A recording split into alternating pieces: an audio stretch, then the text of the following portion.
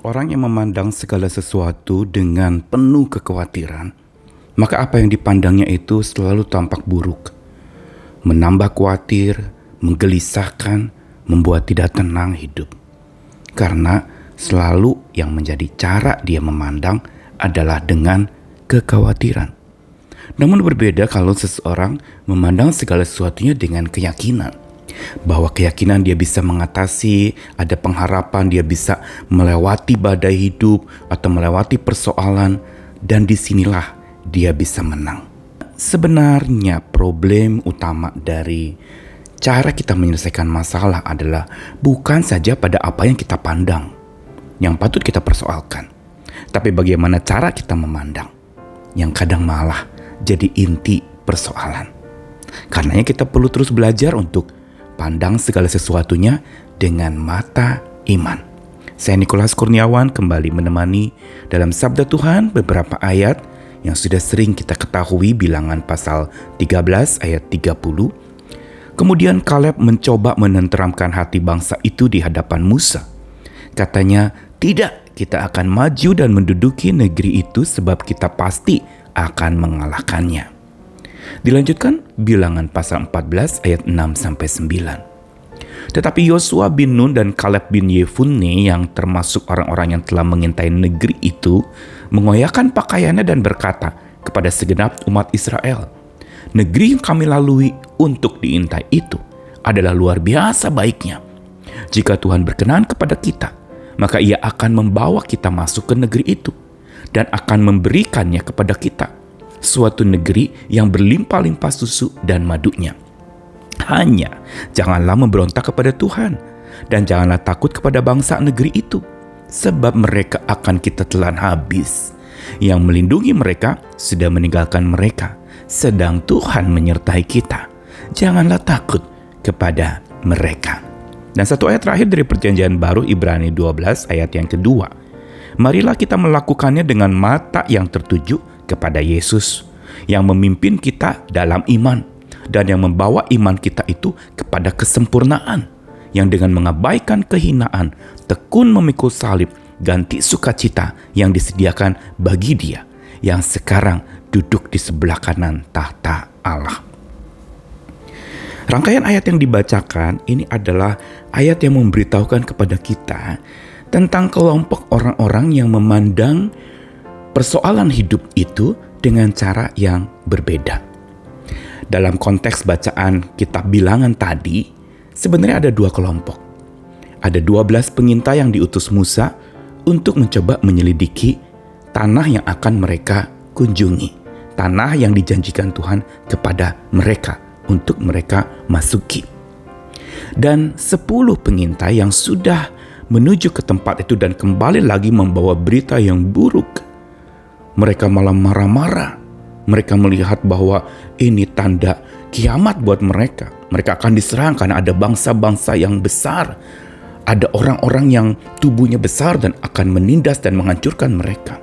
10 orang mengatakan demikian, sampai orang-orang Israel, umat pilihan Tuhan, juga jadi berontak dan marah-marah kepada Musa.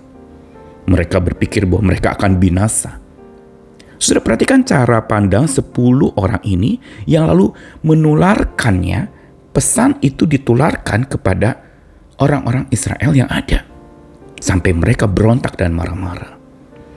Makanya di dalam Bilangan pasal 13, Kaleb sudah menenangkan dengan mengatakan, kita akan menaklukkannya.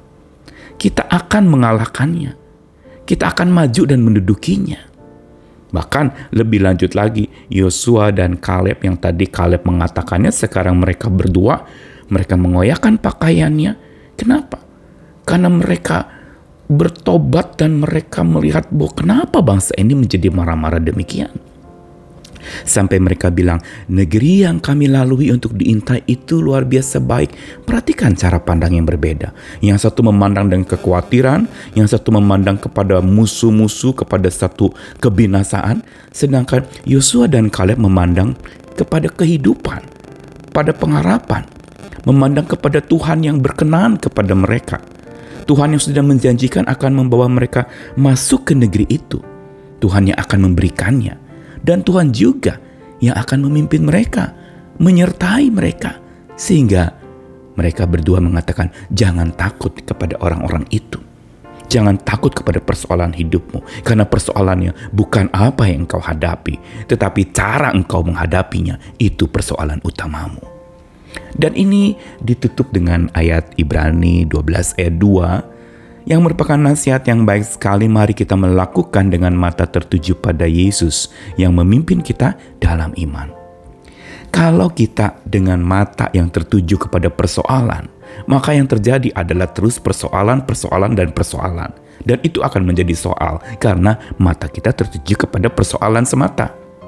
Tapi kalau mata kita tertuju kepada Yesus yang selalu buka mata untuk kita, kepada Tuhan yang selalu membuka matanya dan mengawasi kita, maka pada saat itulah kita akan dipimpin dalam iman. Dan kita akan dibawa oleh iman itu kepada kesempurnaan oleh kekuatan Tuhan yang sudah menang, memikul salib, mati lalu bangkit, bahkan duduk di sebelah kanan tahta Allah. Ini adalah cara untuk kita bisa memandang dengan keyakinan, bukan dengan kekhawatiran. Mari kita belajar buka mata iman kita lebih luas lagi. Bila masih belum bisa, terus doa minta Tuhan, buka mata saya dengan keyakinan yang dari Tuhan. Buka mata saya menjadi mata yang berpengharapan. Buka mata saya menjadi mata yang melihat ada harapan di balik ratapan.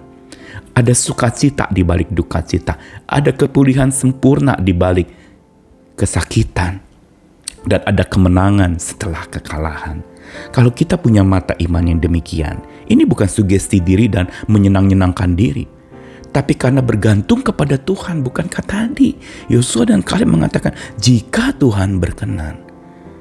Dan juga mereka ingatkan, jangan berontak kepada Tuhan, jangan takut kepada persoalan hidupmu. Mereka akan kita telan habis.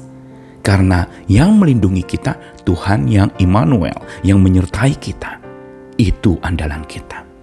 Mari buka mata imanmu lebar-lebar, seluas-luasnya, agar kawasan imanmu, wawasan imanmu menjadi makin luas.